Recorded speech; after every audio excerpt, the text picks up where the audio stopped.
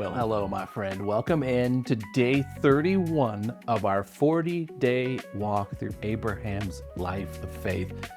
Today, Abimelech, remember him? Well, he's back and he offers friendship and kind of a veiled threat. Today, enemies become allies and the backstory to future conflict reveals the one thing that never changes.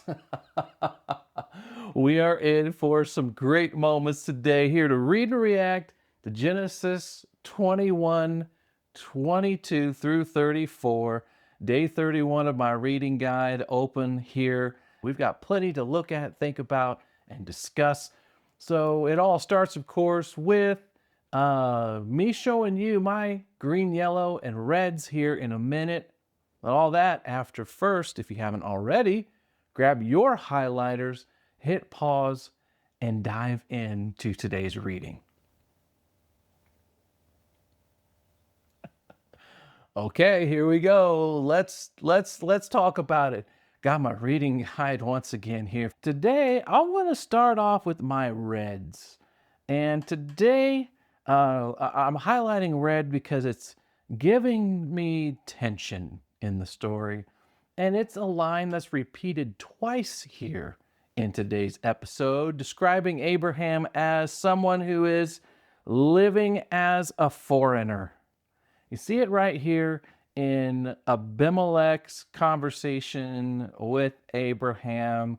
And then we also see it here in the final lines of our reading today, where it says, Abraham lived as a foreigner in Philistine country for a long time.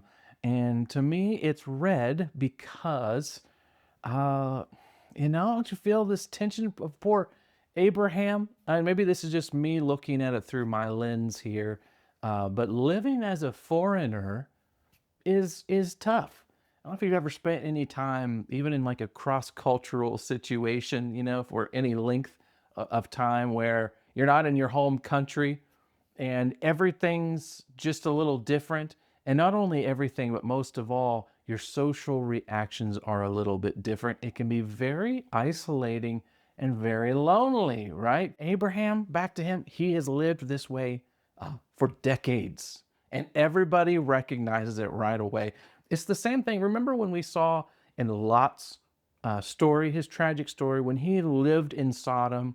Remember, and there's the moment in the story where he was trying to stand up for his guests who turned out to be angels. Remember all that? And he's like, hey, tries to keep the men of Sodom from enacting their plan. Trying to be delicate here.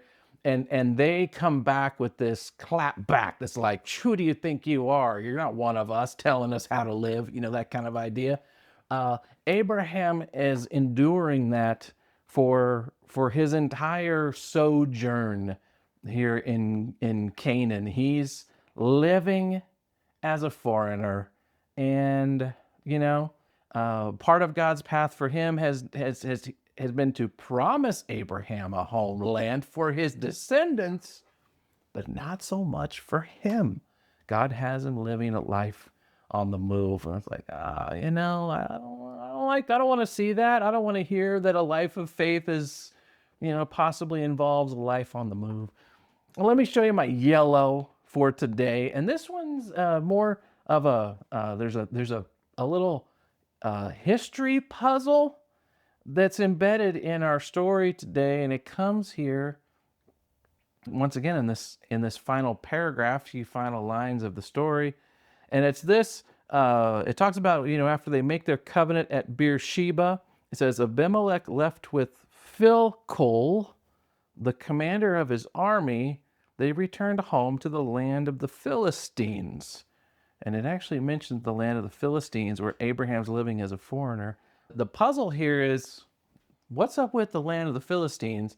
Because the Philistines as a people group, historically, at this point in the story, from what we know so far from the worlds of history and archaeology, they don't live in Canaan yet. Of course, we're very familiar with the Philistines in the Bible.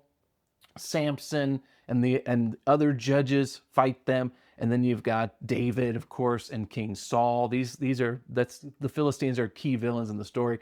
And it was so, but the puzzle is, why are they here? It's kind of a fun history puzzle.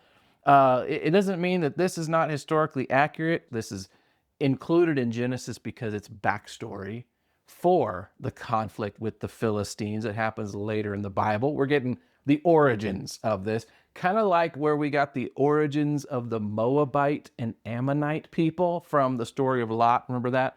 It's one of the things this part of Genesis is doing, not only explaining Abraham's life, but the origins of the people of Israel and their surrounding hostile neighbors that pop up later in Genesis, Exodus, and the conquest and the kingdom periods of Israelite history, right? So it's kind of giving you backstory. So that it makes sense. It could very well be that it's referring to the land of the Philistines now in Genesis, because that's how the people who will read the story of Genesis will understand it.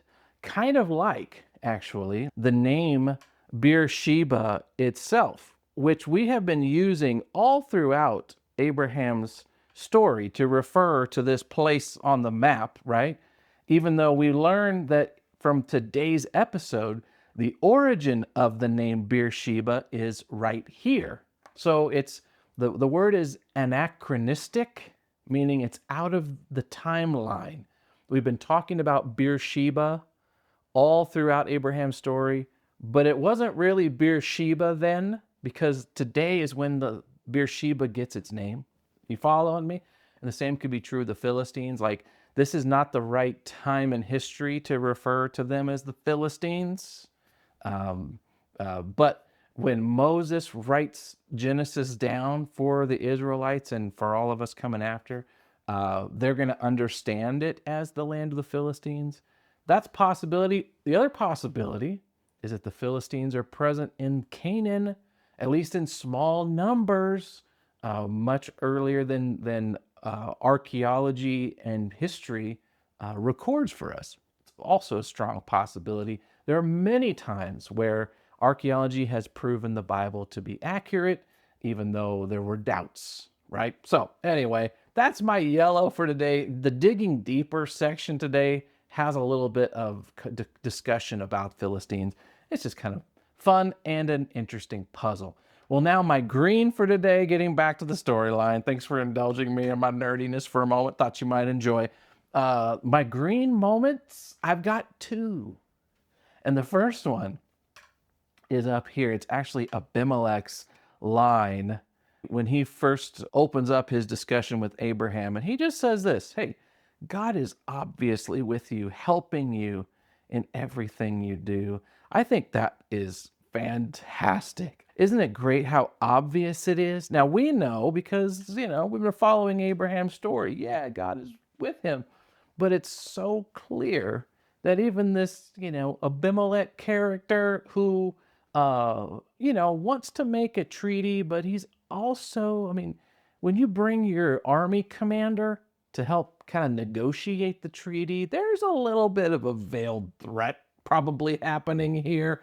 But even Abimelech cannot deny it's crystal clear that God is helping Abraham. He is, in fact, truly blessed. I think that's pretty cool. And then the second pairs with it. And it's this moment down here where, after the negotiations surrounding Beersheba, Abraham, it says, planted a tamarisk tree at Beersheba, and there he worshiped the Lord, the eternal God. There's so much to like here. Abraham planting this tamarisk tree is a beautiful physical representation of the eternal God. Tamarisk is an evergreen tree that grows in the harsh environments of the desert areas of the land of Canaan, where somehow these tamarisk trees are able to grow and thrive. They're evergreen, always green. They are a source of wood. They're a source of shade. They're a source of beauty. They're in a place where you don't see a lot of green anything. In fact, I have a picture in the Digging Deeper today that shows you what Beersheba looks like now, in the archaeological dig there that around the well at Beersheba, and not a lot of greenery, and so this tamarisk tree, perfect visual, evergreen, beautiful, useful source of shade and shelter in a harsh environment, just like Abraham's eternal God that he worships. Love that. And here's what I like about this, wrapping up for today, how these connect to me. Well, from Abimelech's perspective, up here, Abimelech, all he can see is that clearly Abraham's doing something right because God's blessing him, right? And that's how you think when you don't know what God himself is like and how God operates. You think, whatever, Abraham wants to do, he's got a God that's backing him up. He's making the God happy. You know what I'm saying? But Abraham and his actions show he knows the real story. It's not that he somehow bribed this God to come along on a journey with him and bless him. It's the opposite. He's being blessed by God because he's walking in God's path in obedience. It's so obvious that even they can see it. I just love that. Well, hey, there's my green, yellow, reds for today. How about you?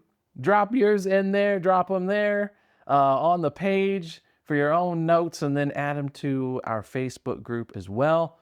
And then be sure to stick around and reflect and respond a little bit to the reading. And I want to talk more today about this beautiful name for God, the eternal God. So I'll be back when you scan the QR code for some further insights on today. That's where the conversation is going to take us. Can't wait. I'll see you in a little bit.